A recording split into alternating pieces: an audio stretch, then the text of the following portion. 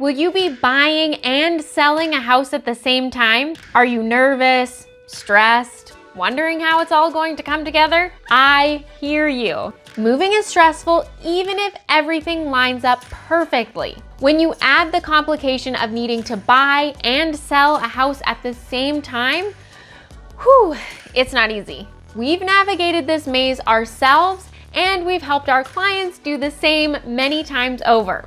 Needless to say, we've learned a lot. So let's talk about 5 things you can do to navigate and minimize the chaos. If this is your first time here, welcome. If you've been here before, thank you so much for coming back and for spending your time with me. My name is Lindsay, and I'm proud to be your Anthem, Arizona realtor with the Wise Move AZ team at Realty One Group. On this channel, we have a lot of fun talking about all things Anthem and real estate every single Thursday, and we absolutely love having you along for the ride. There are many reasons why you may find yourself needing to buy and sell a house at the same time. To be clear, we're not here to discuss or dissect your reasoning. We assume that, like most people, it comes down to one or all of the following. You don't want to be homeless, you can't afford to own 2 houses at once, or you need to move and settle quickly. Before we jump in, I want to assure you that buying and selling a house at the same time doesn't have to be awful. The 5 tips in this video will help to streamline the process. Also, if at the end of the 5 tips you're thinking there has to be another option, don't worry, because at the end of the video, I'm sharing a bonus tip that might work perfectly for you to reduce even more stress and time pressure. Tip number 1, connect your agents.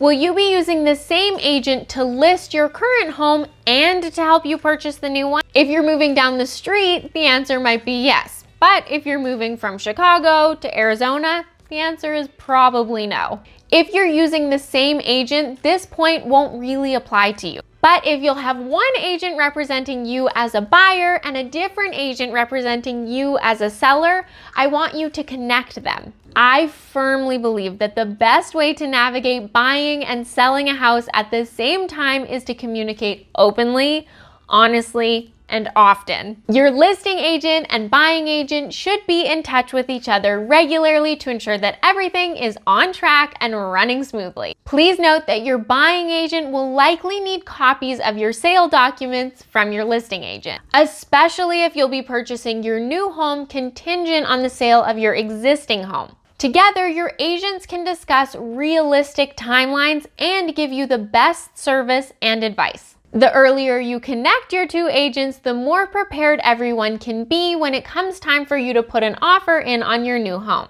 Tip number 2, understand the markets. You've probably heard the term buyer's market, seller's market, and balance market, but do you know what they mean for you in your current move?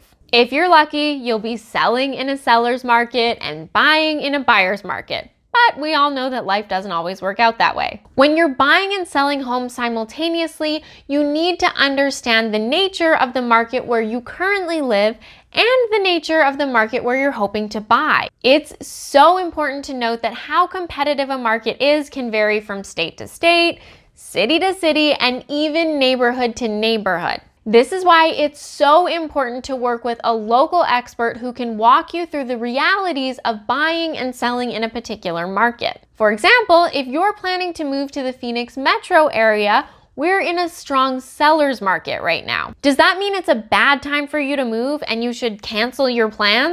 No.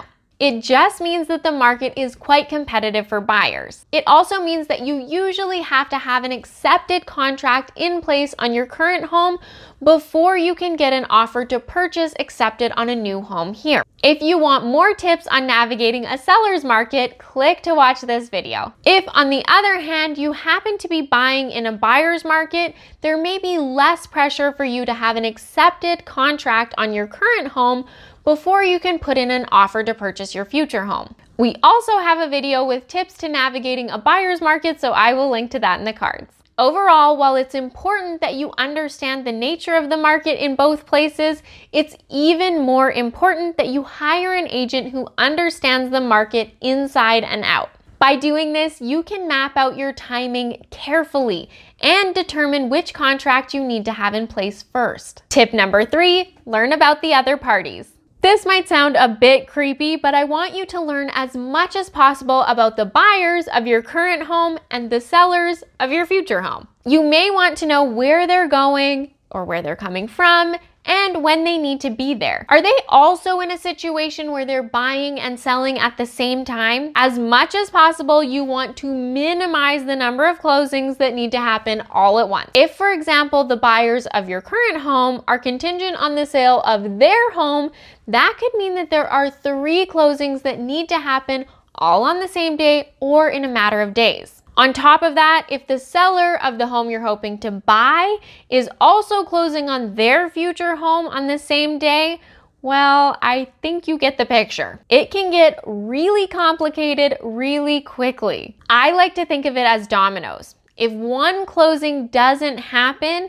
it's like one domino in the chain didn't fall. If one closing in the mix doesn't happen on time, the others might not either. And it's situations like these that keep me up at night. Anyways, the more information you can gather about all of the parties involved with the help of your agents, the better. This information will give you an idea of where there may be some flexibility if you run into delays or timing issues in the closing process. Tip number 4, consider post-possession. Post-possession can be a great option if you need to sell your current home in order to buy your next home, but you don't want to move into a rental or your mom's basement in the interim. Since we're in such a strong seller's market, we are seeing more and more post-possession agreements. Post-possession occurs when you officially sell your current home, but you rent it back from the new buyers for a predetermined period of time. These agreements are usually in place for a period less than 30 days,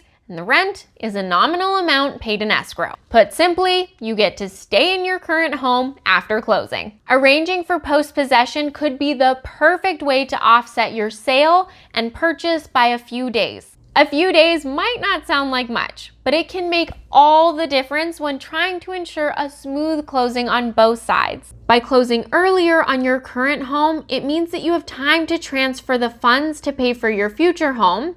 You still have a place to live, and it also gives a buffer if there are any delays with your financing. If possible, I recommend having a bit of an overlap on both sides. For example, if you're set to close on your future home on Thursday, you may want to schedule the closing of your current home for Monday and then have your post-possession agreement in place until the following Tuesday or Wednesday. This way you have a place to live if there are any delays in closing on your new home. Tip number 5, have a contingency plan. I was an event planner in my previous career, and I always used to joke that I spend as much time coming up with contingency plans as I did putting together the actual event. Well, guess what? The same is true when you're buying and selling a home at the same time. I really want you to come up with a backup plan in the event that one or both of the closings is delayed by a couple of days. Between your lender, realtors, and escrow officers, everyone is going to be working hard to make sure that everything stays on schedule. That being said, there's always a risk that something happens to alter the timeline. Your backup plan could be something as simple as staying with friends or family. Make sure you think about where you will stay, but also what you're going to do with all of your stuff. Can your movers hold it for a few days?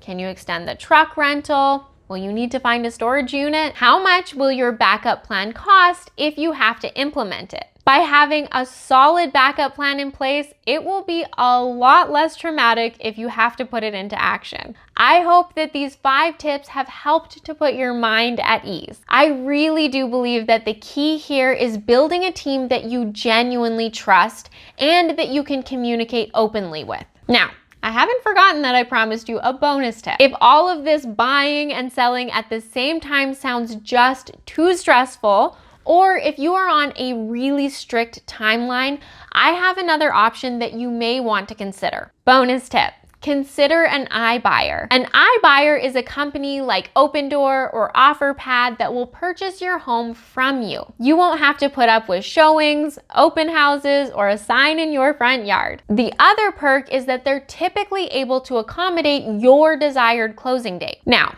This convenience often comes with a bit of a price tag, but it could help to keep your stress down. You may find that the offer from an iBuyer is lower than if you were to put your home on the open market. If you're hesitating to navigate the traditional buying and selling route, you may want to get a few quotes from iBuyers. Before you do that, I want to strongly recommend that you still use an agent. The iBuyer represents their best interest, not yours. By having your own agent, you have someone who will advocate for you throughout the entire process. I also recommend that you have your agent draw up net sheets for both options so that you can objectively compare the two. So, are you ready to tackle buying and selling your home at the same time? I would love to hear where you're moving from and where you're moving to in the comments below. If you found this video helpful, let me know by hitting that like button and subscribing to our channel. Lastly, if you'd like tips on getting your home ready to list in 30 days or less,